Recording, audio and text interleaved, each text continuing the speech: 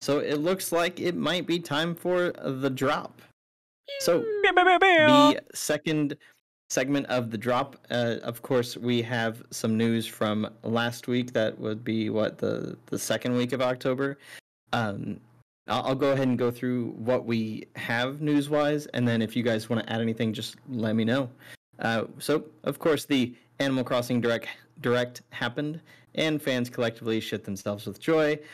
Simultaneously, the Nintendo Switch Online price and info was also announced that set Twitter ablaze. I know we have some things to say on that. We had some things on Facebook to say about that. If anybody wants to jump in, go ahead. I just don't think that the price for NSO was like the takeaway from that whole thing, because everything that we're getting, including the gyroids, is just so amazing. The gyroids are coming back. I'm so excited. It's hashtag worth it. I spent that whole direct holding back tears because everything that they kept announcing was just more and more and more intense. And then they got to the gyroids, and then I just lost it. I was like fanning myself. And then the gyroids appeared, and then the tears came, and it was just... And Tortimer and Cap'n and... Yeah, Tortimer is still alive. I mourned for him. I an old-ass turtle. I had a funeral. I mourned for him. Oh my goodness. I thought he was dead. Why'd back. Why'd you think he was dead? I don't know nothing about Animal Crossing. Okay, so the last time that we see Tortimer is Wow, I hope you didn't write Mortimer on his tombstone. I mean, he's old enough to probably have done that. Because just come back from the life or from the dead or whatever, make that Mortimer. It's fine. But the last time we see him is just... It's on a DS game, I can't remember. But he has his own island. It's called Tortimer's Island. It's a minigame island. And I think it was Wild World. But you don't see him again after that. Like, ever. And he was already old. He was like Morgan Freeman old when the game first came out. So yeah, you just kind of assume that a Kung Fu Panda situation happened and he just went off into the air or something. Yeah, because I knew if you get Captain's family for like the whole interaction multiplayer sort of deal. So when he didn't show up for the multiplayer island, people just kind of assume. So I had a funeral for him because I loved him. So anyway, we threw a funeral. He's like an old crotchety little guy that you just love to love, you know? Mm. And now he's back. So I'm excited. Back, baby. Right. Anyway, I can talk about Animal Crossing forever. So I'm going to just get rid of that. And we'll move on to the rest of the drop. That's right. We have a couple delays, which there's not a whole lot of real news for. It's just, hey, guess what? Cyberpunk for Series X and PS5 was delayed again. And of course, it's just quote-unquote first quarter 2022.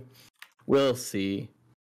The bigger news on the delay front was Elden Ring was also delayed, but it was only a month, so it's dropping on February 25th, 2022.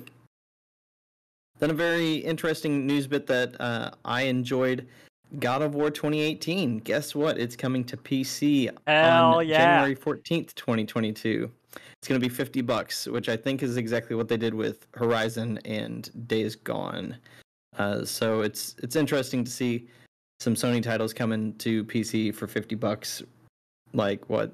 I mean, this one's going to be 4 years after the fact. Days Gone was maybe a year and a half. I think that was the shortest time span between console to PC release. But I'm very intrigued. So I was thinking about this. So for God of War, it's $50, right? Oh, what did I do? Did we lose Devi? Oh, there we go. I'm here. I'm like, oh no.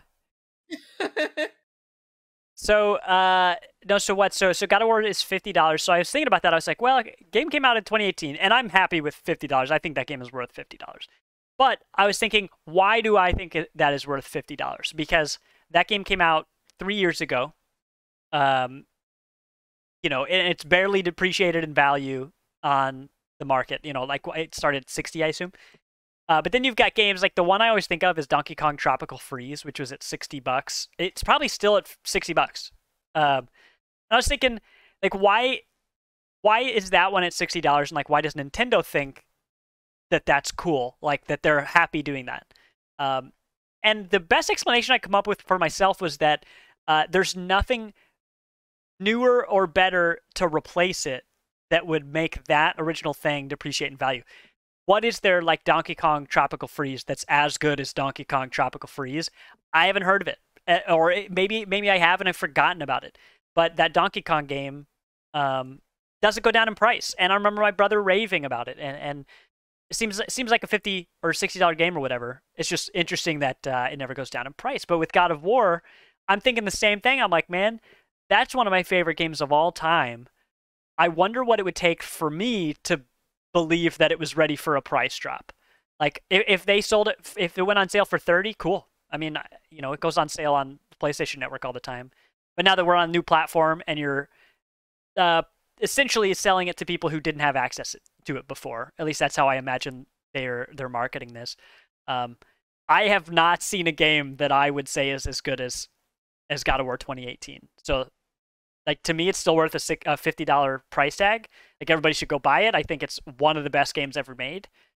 But it's just an interesting thing to, see that full, almost brand new price tag, even though it's a 3-year-old game. Yeah, it's gonna be a good time seeing Sony release stuff on PC as well as Capcom. I'm thinking that's gonna make a big splash for change with bringing Monster Hunter Rise and putting more of a focus onto PC gaming for Capcom might change the tide of a few different titles in these huge developers. Besides that news, we've got a Spelunky record that I thought you still mentioned. Maybe you didn't mention last week. What about that Spelunky thing? I think we had talked about it right before the show started. But essentially, there was a speed run. There was a speed run for Spelunky that was long-standing. Number one. It had been. It was the number one world record for like 8 years until 2 weeks ago, and so basically the short version of this story is that it was fake. It was fake, and people found out. They saw a specific thing in the game and said, "That's weird." And what do you know? That weird thing matches this specific mod that allows you to replay this game that's intended to be procedurally generated. And so they're essentially like, well, this guy keeps making decisions where, like, in Spelunky, you know, you're constantly going down, and then you're deciding, do I go left or right? You know, am I going to get lucky? Am I going to go the easy way or the hard way? And you don't know what that's going to be. That's kind of the random element of it. But people had pointed out that he seemed to always pick the right way. He seemed to always pick the easier, efficient way, which allowed him to get this really fast speed time. Well, they confronted him about it. They're like, hey, we're pretty sure you're using a mod. And he immediately admitted to it. Didn't try to defend himself at all. Was just like, yep, sorry, deleted it, and then said nothing else. Like, no comment. Just took it offline and was just like, yep, no, I don't want to say anything about it. And it's just like, dude, like, I don't care that much about speedruns. I never knew who this guy was until he was discovered as a fraud. But bro, like, one person comes up to you and says it's fake, and you're just like, all right, you got me, sorry. Like, are you sticking? It's really funny though. Yeah, like, are you sticking to your guns or what? Like, didn't even try to pretend he did it for real. But I just thought that was an interesting thing. So that was the number one world record this whole time, and it was fake. So, like, bummer, dude. I wonder if that's the same guy who got caught splicing his Super Mario 64 speedruns. So they were like tests that they did with like the audio, and this was like the record for 10 years, 12 years, something like that, like a really long time. And they did some testing on it, and they found out it was fake. And same thing happened. He was like, yep, okay, yeah, you caught me, sorry, gone. Oh my god, dude, cheaters are the worst. Like, he was really remorseful about it, because beforehand this was like a really like world-renowned Super Mario 64 speedrunner. And he was pristine before that, super clean, legit, the whole way through, except for this one speed run. And he was like really remorseful about it, like genuinely so. But still, like, why? Why would you tarnish your record like that? Yeah, that's such a, I don't know, that's such an interesting thing. I'm working at a job right now that splits tip money between people based on the job and stuff, and we got tipped the other day, like the day after the job, which doesn't ever happen. We got tipped in cash a day later, which is weird. And so there were three of us, so I split it three ways between me, the other dude, and then the guy who wasn't there. And so I find the guy, give him the money, and he was shocked that I went out of my way to give him, the money that was his. He worked for it. And he was just like, well, if you hadn't given it to me, I wouldn't have known. And I'm like, yeah, but I'm not a cheater. Like, I know I don't have anything on the line. Like, if I had taken it, you just wouldn't have known. Nobody would have known. But it's stuff like that. It's just like, man, it's an interesting position to look at from the outside, to be like, man, you were at the top. It's like the King Kong dude, or the Donkey Kong guy, who's like now this slimy name in gaming. I can't even remember his name. I only remember what he looks like. Oh, they had a parody show about him on a regular show. Yeah, I know the one you're talking about. Yep, I know who you're talking about, the parody character. Yeah, that stuff it's just such a weird thing where it's just like, yeah, you're the best at this thing, and it is a big deal, especially in the circle that you run in, but to find yourself like cheating and to carry on that facade for so long, I can't even imagine like going 8 years before being like, oh, okay, you got me. Like, I don't know. I mean, the idea of that like makes me sick to my stomach. But ugh. Well, the next item we've got here on the drop is that Stardew Valley's creator, Concerned Ape, has a new game that was announced, and it's called Haunted Chocolatier. You got that video, Thomas? Because yeah, it's looking pretty cute. It does. They wanted to be clear that this, even though it looks like Stardew Valley, it very much does. It is not a DLC. It is a whole new game. And you can see some things in here, animations, the way you click around, and some other stuff. It's definitely a different game, but clearly by the same developer. I'm interested in it. You see a big old mansion that presumably you start the game in, because ain't nobody who's poor is making chocolate. Nobody's running a chocolate factory who's destitute. But you got this character, as you can see, they run around in the woods, which is classic Stardew. You run around in town and talk to people. No idea what the story of this is, but it seems like, probably your chocolate factory is haunted. Which, I mean, it's kind of, the community center is haunted, was the whole story of Stardew, so you know how it is. But if it ain't broke, don't fix it. But it looks solid, and as somebody who just picked up Stardew, and it's just as good as the first time I played it, I'm interested to see a new game where I don't know what's going to happen next. I haven't looked up anything to see if this has multiplayer. If it's anything like the other games, it probably won't have multiplayer for a while, and eventually it will. Which does me no good, because I would love to play that multiplayer the first time. But it is what it is. But that is Haunted Chocolatier by Concerned Ape, and that was just announced this morning. So I'm really interested in that. It's like they wanted us to talk about them. Right. They knew. And the last little bit of news for the drop, because I previously had talked about a leak, but actually it was released today, was the Uncharted movie trailer. Finally showed up, the Uncharted with Tom Holland and Mark Wahlberg. Yeah. Well, it's happened. We've seen it. Definitely there are some opinions online already. I'll definitely wait to actually watch it in theaters, but there's some nice things about it.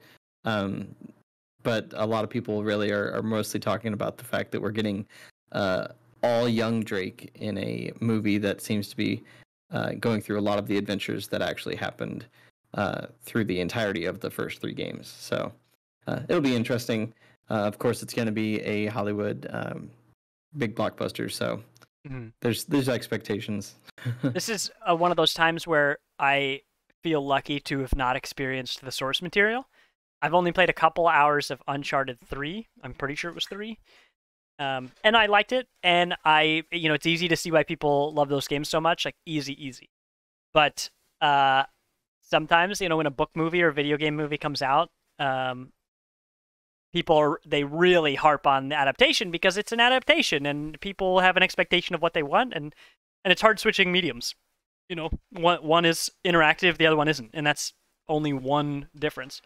But here, yeah, a lot of people are talking about Nathan Drake, Tom Holland being like, you know, young, like you said, or doing things that he's not supposed to do till later in the series when he is older.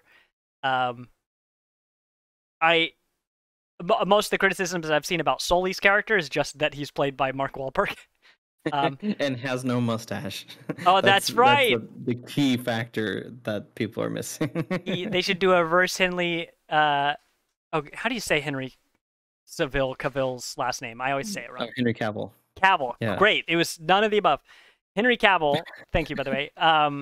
Do a reverse one of him and CGI a mustache in for the whole movie.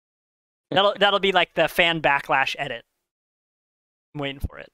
But yes, please. To take words out of the mouth of my friend Laura, I am mildly optimistic. It looks like a decent action movie. It doesn't look like a cheap video game adaptation. You know, I think people's criticisms are fair. If they've played the games and they have opinions, good for you. I have none of the experience from the games, so I'm excited to go into this blind and hopefully just enjoy a popcorn movie. Some Indiana Jones. That's right. And so that will wrap up the drop for the third week of October.